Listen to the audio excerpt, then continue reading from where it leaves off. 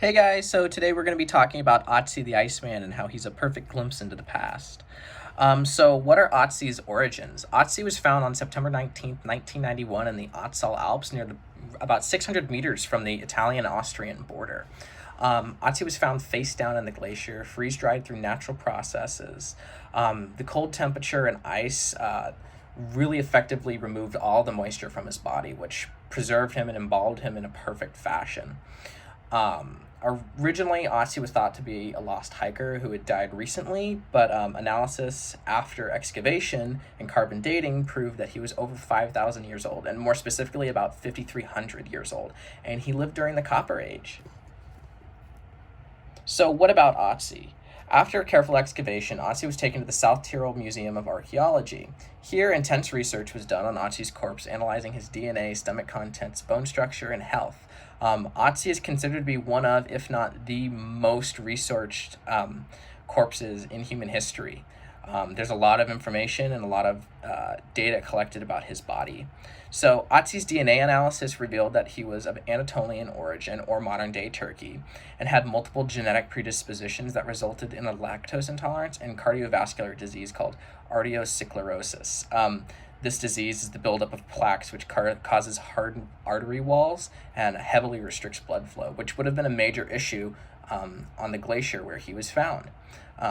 Otzi's genetic information answered a lot of questions that were left by scientists after his discovery.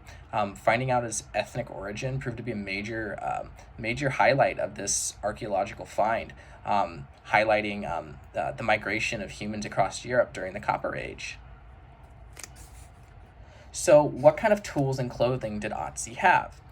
Otzi had many tools on his person at the time of his death. These tools were a copper axe, longbow, arrows, quiver, flint, dagger, retoucher, birch bark containers, wooden framed backpack, stone disc, and birch fungus. The two most significant of these artifacts were his copper axe and his retoucher. During the Copper Age, his copper axe was an extremely valuable tool to have. Typically, it was only owned by tribal leaders, shamans, or really extremely wealthy individuals.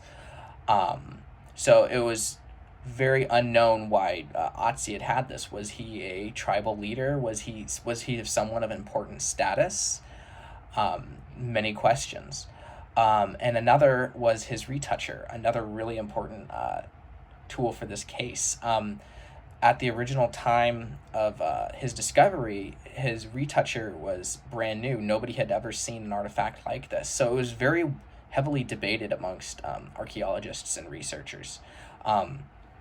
Many individuals thought it had many different purposes, but this lime tree branch and piece of lead was later figured out to be a retouching tool for flint tools. Which makes sense because Otzi did have flint dagger on him at the time. And a couple other interesting things were his wooden framed backpack, which likely had a leather or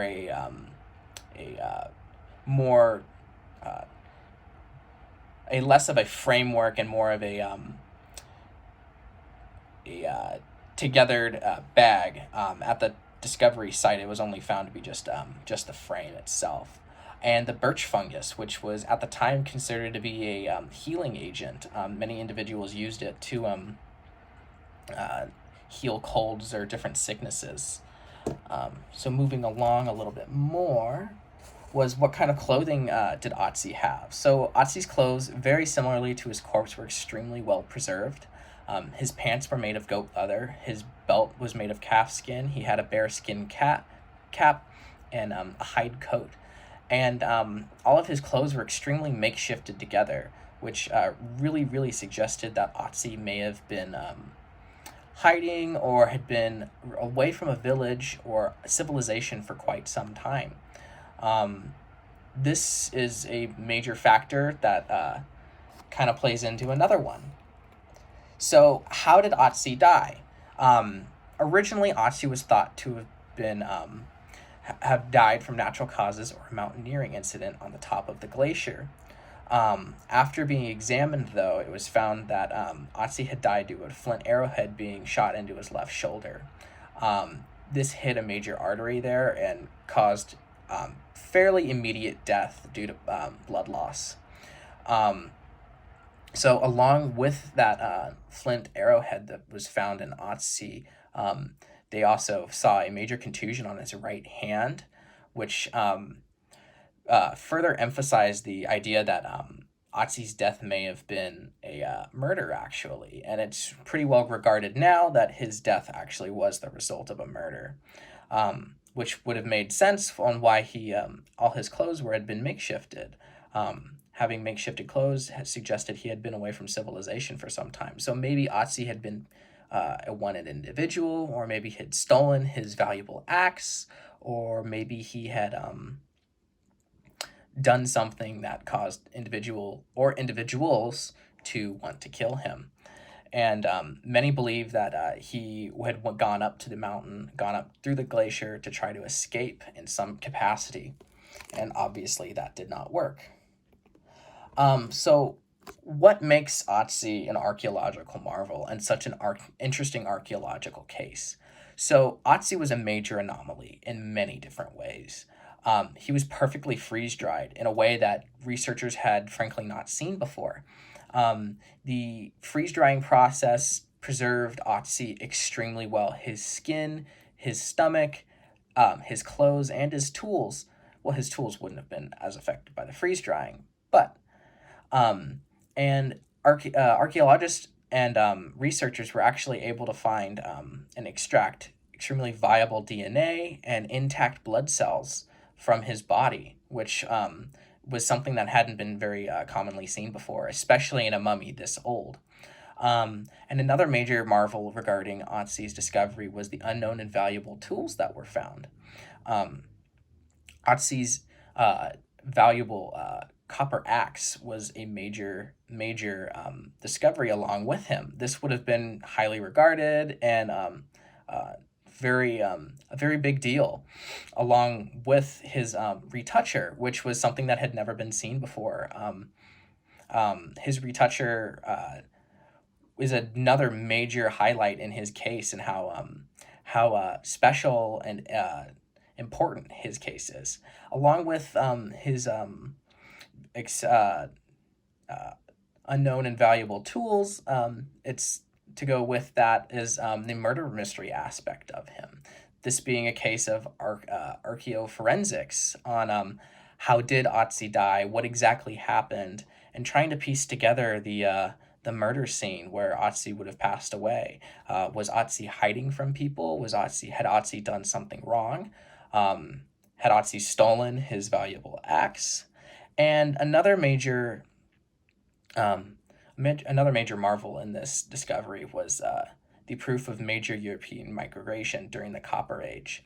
Otzi had been, his genetics suggested that he was from the Anatolian area or modern-day Turkey, and he was found on the border between Italy and Austria, which is quite a ways away, and quite a few mountain ranges, large valleys, deserts, quite a distance away from where his ethnicity had judged him to be from.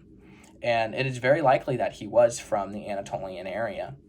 So we're going to go in and look at this video really quick that goes in a little bit more detail about Otzi.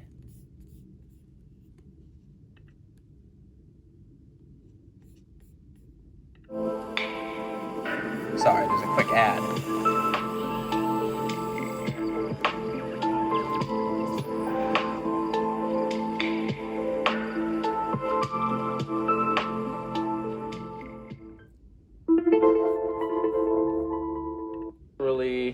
Mummified specimen. To protect the mummy, it is kept in a sub-zero environment and the public can only view it through a small window.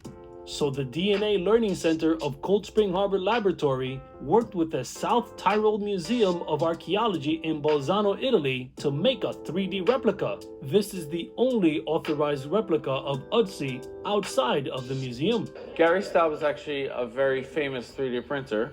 One of his most famous projects before this was of King Tut. And one of his future projects that he's planning to do is a life-size replica of a woolly mammoth. He had the honor of gaining access to the actual mummy. He was given CAT scans. They did a 3D printing copy. It's extremely detailed to the point where over here, there was actually damage. They believe that the damage was partly to do with the... So this video will kind of go into a little bit more detail about Otzi, his death, and the recreation of him. There's only one a certified recreation of his body, and I'll attach this along in the discussion. Thank you guys so much for watching my video. I really appreciate it. I hope you have a wonderful day.